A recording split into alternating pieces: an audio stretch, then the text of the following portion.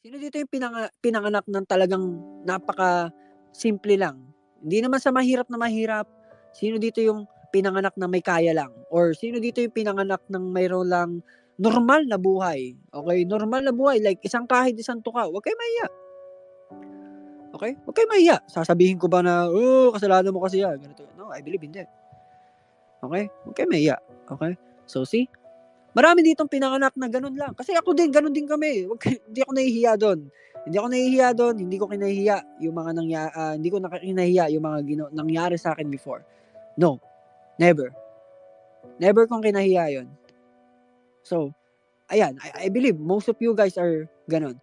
Pero guys, tandaan nyo may bibigay ako sa inyong word ngayon na at least, kahit na wag nyo nang i-apply lahat ng mga tinuro ko sa inyo before, kahit na magalit na kayo sa akin for a lifetime na gusto nyo, but still, ito lang yung gusto kong i-keep nyo and gusto kong panghawakan nyo throughout your life.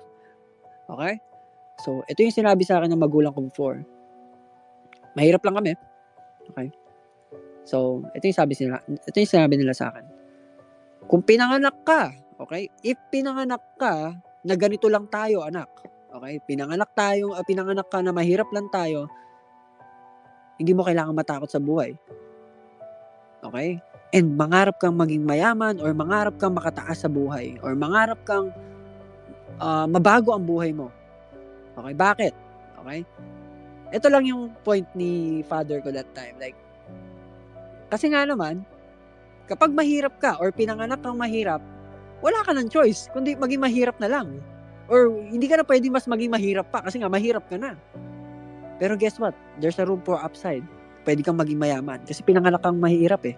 So, ibig sabihin, meron ka pang isang hindi na-experience which is mayaman. So, which is possible mong makuha yun. Possible mong ma-achieve yun. Okay? Believe me if I say that. Possible ma-achieve mo yun. Sir Kim, paano naman kung pinanganak kaming mayaman? Doon ka matakot kasi hindi mo pa nararanasan maging mahirap. Naintindihan nyo? So again, kung pinanganak kayong ganito lang tayo, pinanganak kayong ganyan, then dapat matuwa kayo kasi hindi nyo na mararanasan niya. Wala na kayong ibababa. Nandiyan na tayo eh. Nandiyan na tayo. Yan ang kinakatakutan ng mga ibang tao. Kasi nga, never pa nila na-achieve yan or never pa nila naranasan yan.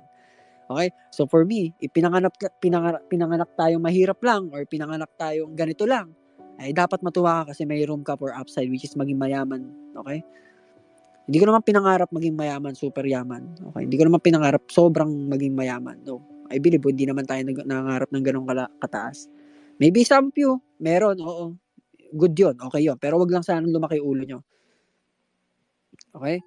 So, ako, ang pangarap ko lang naman is mapakain ko yung magulang ko. Okay, mapakain ko lahat, pamilya ko, kapatid ko, lahat. Okay, kaibigan ko, mabigyan ko sila ng magandang buhay and all that. I know, it will sound cliche na ang bata-bata ko pa, pero nabibigay ko sa kanila yung mga gusto nila and nagagawa ko yung mga gusto namin lahat as very young age, at very young age. Okay? I'm not saying nagayahin nyo ako sa mga kaibigan ko. It's just, ang mga kaibigan ko is parang ginto yan sa akin. Napakahalaga nila sa akin. Okay? Sila yung tumulong sa akin noon before, guys. Okay? Yung mga kaibigan na nakikita nyo sa mga videos ko or sa mga stories ko sa IG and all that. Yung mga tao na yun yung mga tumulong sa akin nung walang-wala ako. Biruin nyo, guys. Senior high school, wala akong halos baon noon. Wala akong baon noon. Pagkain, wala. Pera, halos sakto lang talaga pamasahe. College naman, sila din ang bumuhay sa akin during college.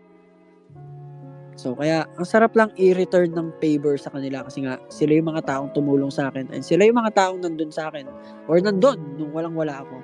So, now, deserve nila lahat ng tulong na binibigay ko sa kanila. And guess what? Hindi ko nga tulong yun eh.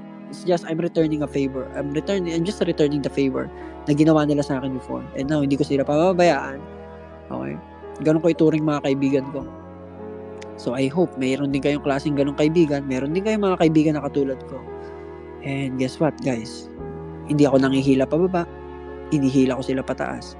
Again, guys, kung makikita nyo yung mga kaibigan ko, hindi naman halos lahat nagtitrade. Hindi ko sila pinipilit mag-trade. May mga pangarap sila sa buhay nila. Achieve nila yun. Tutulungan ko sila.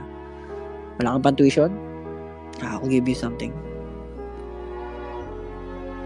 dumating ako sa part or sa time na even financial issues or financial problems sa mga kaibigan ko is hindi na problema. Kung kailangan mo ng pan-tuition, just message me. Pero no, I'm not saying na gawin nyo yun sa mga kaibigan nyo. I'm not saying na gawin nyo yun. It's just, iba yung level ng respect ko sa mga kaibigan ko. Iba yung level ng mga na binigay ko sa mga kaibigan ko noon. And iba din yung respect na natatanggap ko sa kanila simula noon. So for me, ang sarap sa feeling na makakatulong ka sa ibang tao na hindi mo kailangan humingi ng pabalik. Okay? So again guys, I just want to say, maging mabuti kayo sa mga tao, maging mabuti kayo sa kapwa nyo guys. Tandaan nyo, pagka tumulong kayo or wala kayong tinatapakan na tao guys, believe me, itataas kayo. Tataas kayo, and guess what, wag lang kayo makakalimot kung saan kayo nanggaling. Guys, katulad kanina, umalis ako kanina, and then, hindi ko na lang siguro sasabihin, but still, ang dami kong ginawa kanina na naginip kasi ako eh. May napanaginipan kasi ako. Like, kasi dati naalala ko, nag-promise ako sa sarili ko, basta yumaman lang ako, tutulungan ko itong mga ganitong klaseng nakikita ko sa kalsada, ganito, ganyan. Okay? So, tuwan-tuwa ako. Like, nanaginip ako nung nakaraan. Like, nandun daw ako sa place namin before. And then, doon sa may tricycle lang. Kasi nagko-commute lang kami dati ng mother ko. So, nagko-commute kami. Doon kami sa may malapit sa sakay ng tricycle. And then, meron dun homeless, like, pulube, in speaking, parang ganun. Nangihingi siya ng mga barya, ganito, ganyan. And naalala ko nung bata ko, lagi akong binibigyan ni mama ng 5 piso, tapos ako mag-aabot sa kanya. So, ganun. Tapos, nung time na yun, kumapa ako sa bulsa ko, and then, may nakapa akong 5 piso. So, binigay ko sa kanya yung 5 piso, and then nagsalita siya, sabi niya, salamat sa pagtupad. Yun ang sabi niya. Like, salamat sa pagtupad. Yun lang. As in, yun lang yung sinabi niya. Salamat sa pagtupad. And then, nung umalis na ako, pagtingin ko, wala na siya doon. So, parang